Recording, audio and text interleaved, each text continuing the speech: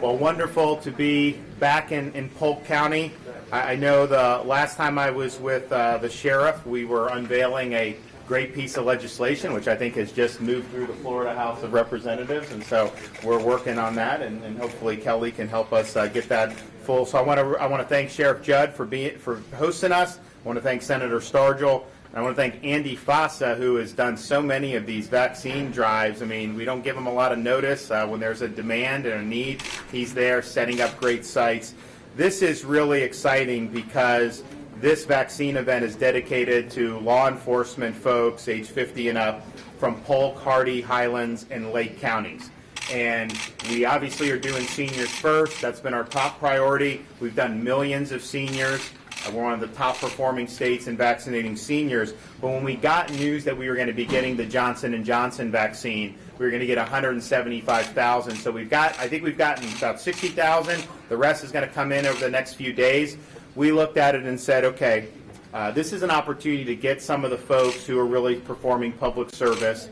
So the cops, the sheriff's deputies, fire, teachers, those folks. So we're focusing on these drives on the 50 and up in those communities.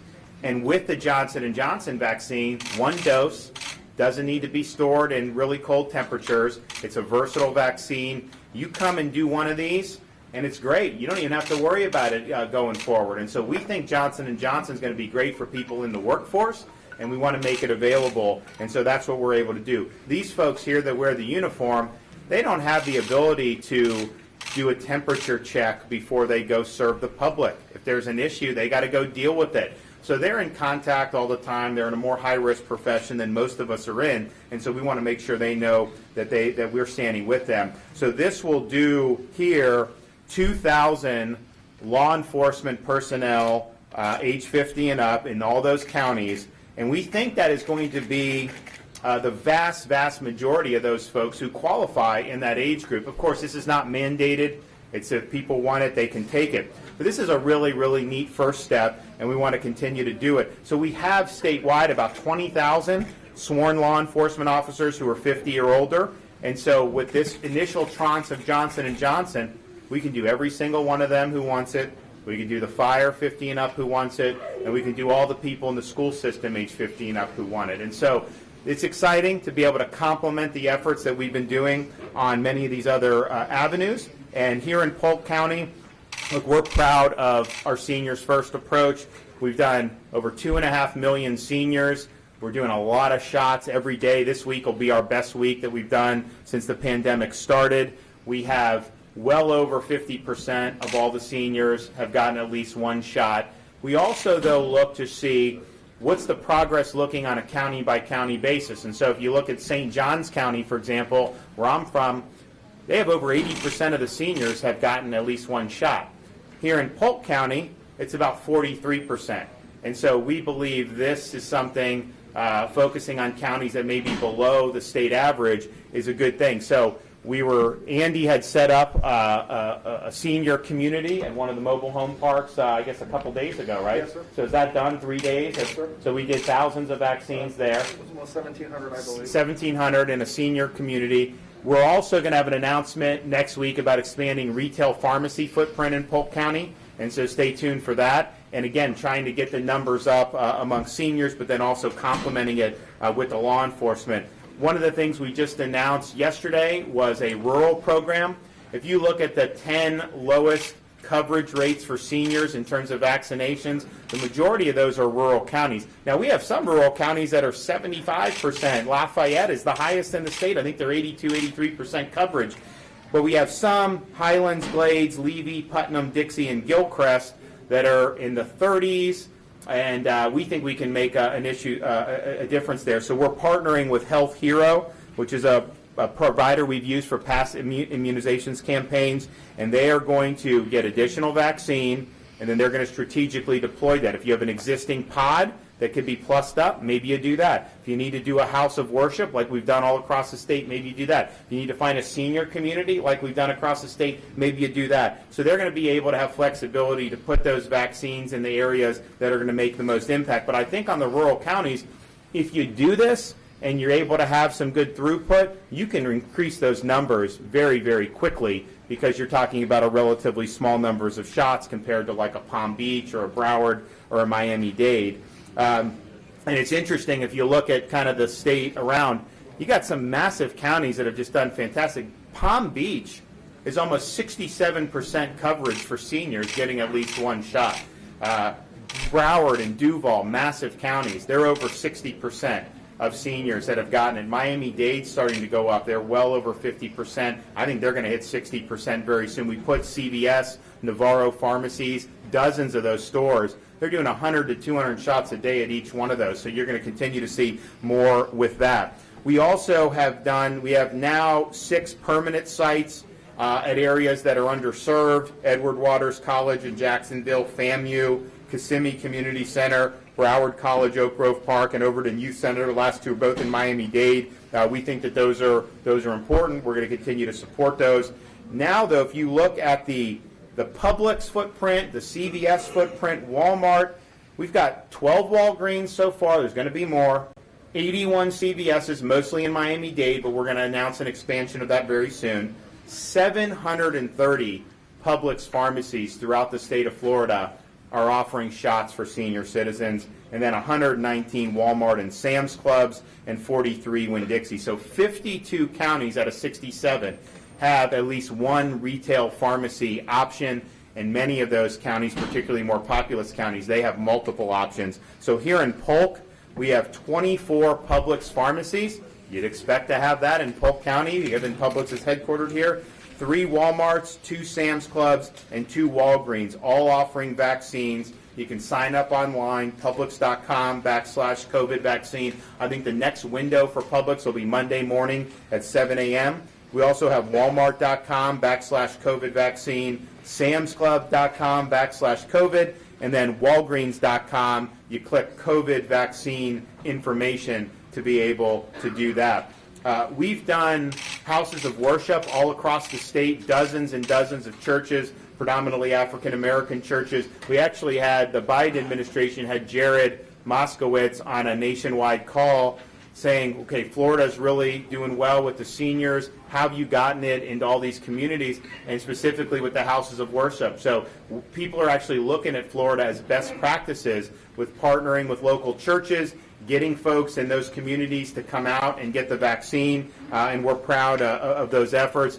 And Jared and the Department of Emergency Management, they've worked with every single member of the Legislative Black Caucus, have put some of these sites in most of their districts, and continue to work hard to be able to expand offerings. We have 87 permanent sites throughout the state and 25 senior communities we've done. We were just at a top of the world in Marion County. Nice drive-through site that they set up. Seniors were very happy with that, and we want to continue to do it. And then finally, FEMA. We have 4 FEMA sites in Florida. They're providing additional vaccine, which is great, and Jacksonville, Orlando, Miami, and Tampa. I know Wednesday, the first day, they did about 50% of their allotted shots. I think yesterday was a little bit better, and so we'll see how that goes. They're not really doing like an online sign-up. They're kind of going to selected communities, knocking on doors, asking people to come get vaccines. So it's a little bit different, but it may be one that ends up being effective. We'll have to wait and see. So we're not getting any more Johnson & Johnson for, I think, 2 more weeks. So this 175,000 is it for the next 2 weeks. But then we think the production will ramp back up, and then we'll start getting more and more J&J. We're trying to ascertain the demand for J&J. Some people were denigrating J&J a couple weeks ago. I think that was a mistake. J&J is very effective. Now we're finding there's a lot of people that want the J&J.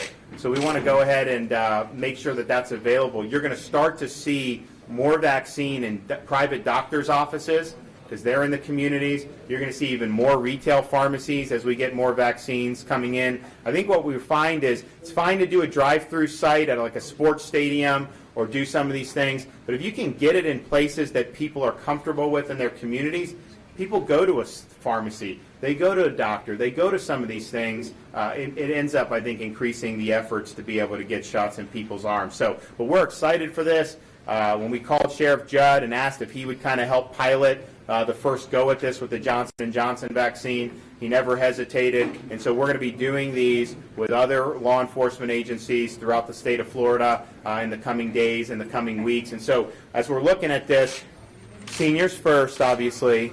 Because we had this extra vaccine, we could kind of get into the 50-plus law enforcement, teachers, fire, and so that's really going to continue on next week. After that, we are going to be looking to reduce the age, and I'll have an announcement on that hopefully next week. But 60, 65-plus has been our target. We're well over a majority. I think we're going to end up with hundreds of thousands more very soon as well because of the way we're going. And so at that point, if the demand is softening, we can then go and then get some of the folks who are 60 to 65 and get them in, and then we'll move it down to 55 and do it. But that's really going to be the approach that we're going to be following going forward. So I think all in all, having a new vaccine on board, very exciting. We anticipate more supply in the future, and we'll continue working with all these folks to be able to distribute that to the folks who want it, particularly our elderly population. I want to give Grady an opportunity to come up and say a few things. Thank you very much, Governor. It's exciting to have you here with us in our shop today. And this is all about community. The community together can put this pandemic down by putting shots in arms. Our governor has been fantastic during a very difficult, very trying time. Think about it. He didn't shut Florida down. Kids are in school. And we're not going to suffer like some other states are because our kids are not going to lose a year of education, and that's a real possibility. We're not going to have to deal with maybe the social effects or the mental health effects of being quarantined and by themselves. A lot of that will never be measured. But I can tell you this governor said we're going to be responsible, we're going to respect this virus, but more than anything, we're going to come through it. And now it's up to the community. As this vaccine rolls into the state of Florida, please get your shot. Because when we get our shots, herd immunity kicks in. We're already seeing profits from that. Do you know, think about it. Our crime rate's at a 49-year low. That's no accident. It doesn't just happen. It happens because of great leadership. And that's what we have with Governor DeSantis. When he looked our population over and he saw that we have a significant amount, I think 30% more senior citizens than average, he said, they're the most vulnerable, they're first.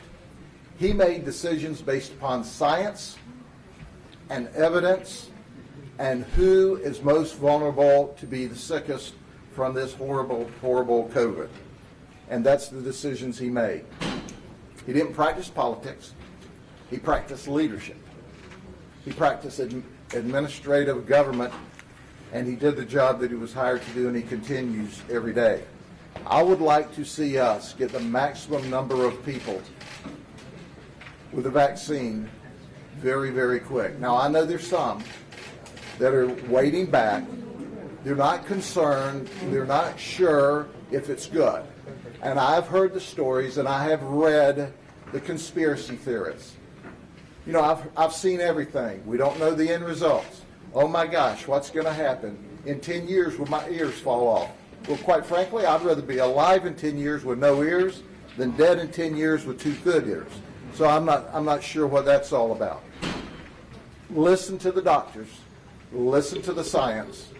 I've not found one physician, one medical doctor yet that I've interacted with that has said anything other than get the shot as soon as you can. So, Governor, thank you for providing leadership for the entire state of Florida, for looking out for the best interests of everyone in the community. I got my shot. It was a wonderful thing, and I appreciate everyone that's here today that came here to work, because when you put shots in arms, ladies and gentlemen, you're helping save lives and protect people from very serious illness. So God bless everyone. All right. Thank you, Governor. Thank you. I think it's also worth pointing out some of the numbers that we're getting on the economic front.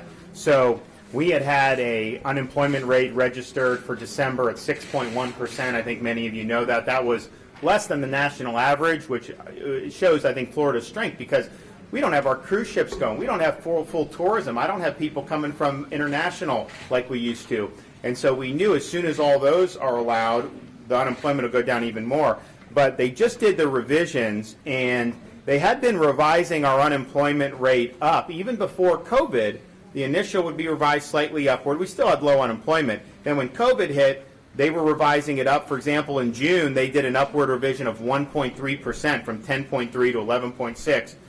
Well, for December, we were initially 6.1. They've revised it down to 5.1% unemployment for the month of December. And so that's better than the national average. We are probably 20, 30, 40, maybe even 50% lower than some of these other states, a lot of the lockdown states that have 7, 8, 9% unemployment. And so we think that that's a lot of positive momentum. We want to continue to build off of that. But then if you look at the tax revenue, remember 9, 10 months ago they were saying, oh my gosh, they're not going to have any money. It's going to be all this, it's crazy. So the February 21, what we're looking at for the actual receipts of sales tax, for example, 10% higher receipts than what was forecasted.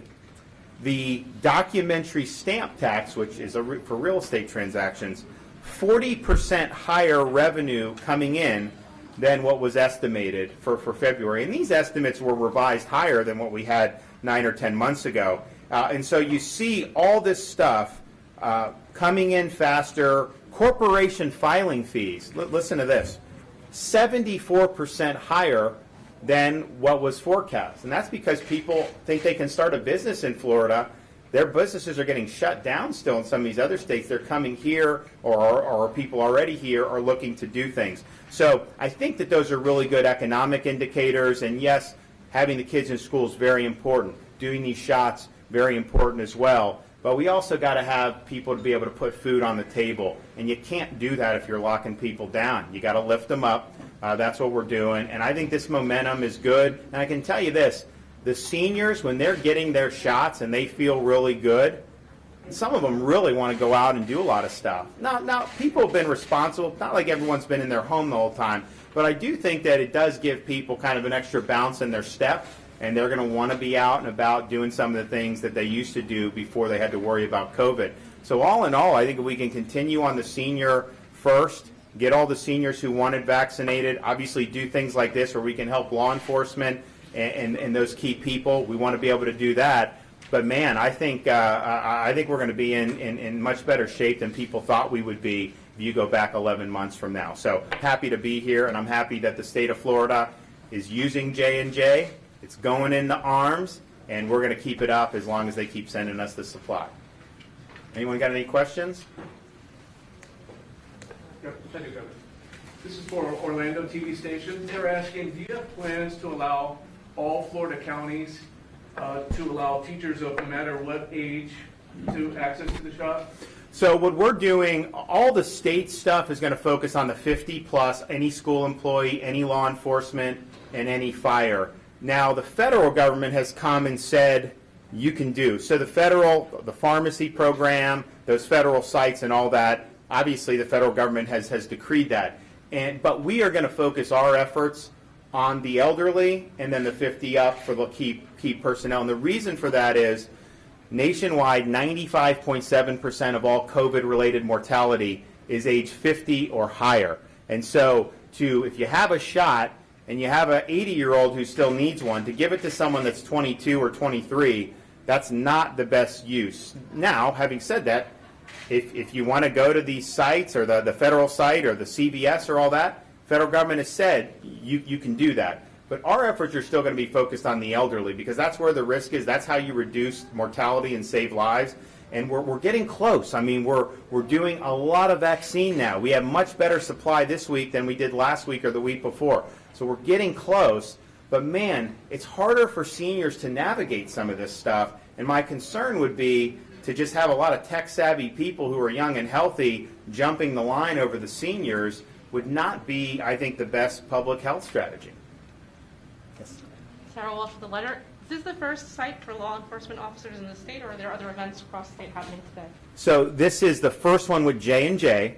Now we have done, I mean, I don't know if we did one with Sheriff Judd, but we when we did the 65 and up, we worked with a lot of law enforcement agencies. Any of your elderly employees, we make sure we did it. We did the same. A lot of the counties did work with us with the teachers. But this is the first one to use the J&J, and it'll be interesting to see the response people have to it. My hope is that J&J is something that people really like, and then we do it. And then when you start getting into the workforce, man, you send that J&J. I mean, you could send it directly to different places. All you got to do is put it in the refrigerator, and so it's easy to do. So I think this is really an exciting day for the state of Florida to be able to get the Johnson & Johnson vaccine shots into people's arms.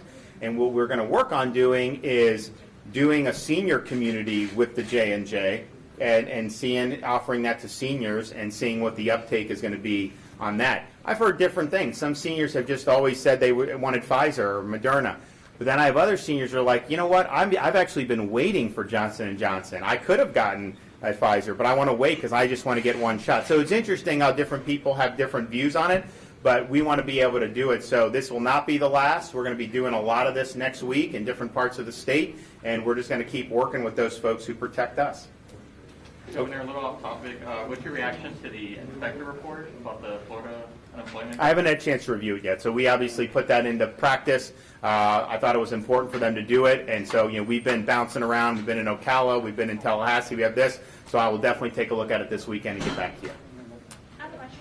So are you all pinpointing law enforcement officers in the rural counties first as far as the distribution of Johnson & Johnson? Is that how it's working? Well, no. So this particular site are these counties, the rural, and then Polk, which is there's 700,000 people in Polk. It's a pretty populous county. But then we also are going to work. So the way we thought about it was Miami, Tampa, Orlando, and Jacksonville have these FEMA sites. They are getting Johnson & Johnson too. So what we've advised the law enforcement there is to maybe work on those sites. Then the other counties that are sizable, like Polk, that don't have the FEMA, and we would say, let's go Polk, let's go Broward, let's go Palm Beach, Pinellas, Lee, and all those. So I think that's what you're going to do. And then what happens is, if you're in a place like Lee County, you can invite some of the other folks in some of the neighboring counties. And so that's what we're looking to do. So we'll be rolling that out over the next few days, but I think it'll be effective, and I think they did a really good job. I mean, anytime we tell Andy we need his support, it just always ends up happening. I mean, I don't know how they do it because it's a lot of moving parts here. But these folks who are working on these shots, I mean, I see some of these smiling faces all over the state. I mean, the same folks just bounce around and they're really working hard. So, but look, you're never going to be able to potentially have as much of an impact as you're able to have right now with doing this. I mean, we were just on top of the world, and there were seniors that were crying that they were finally getting shots.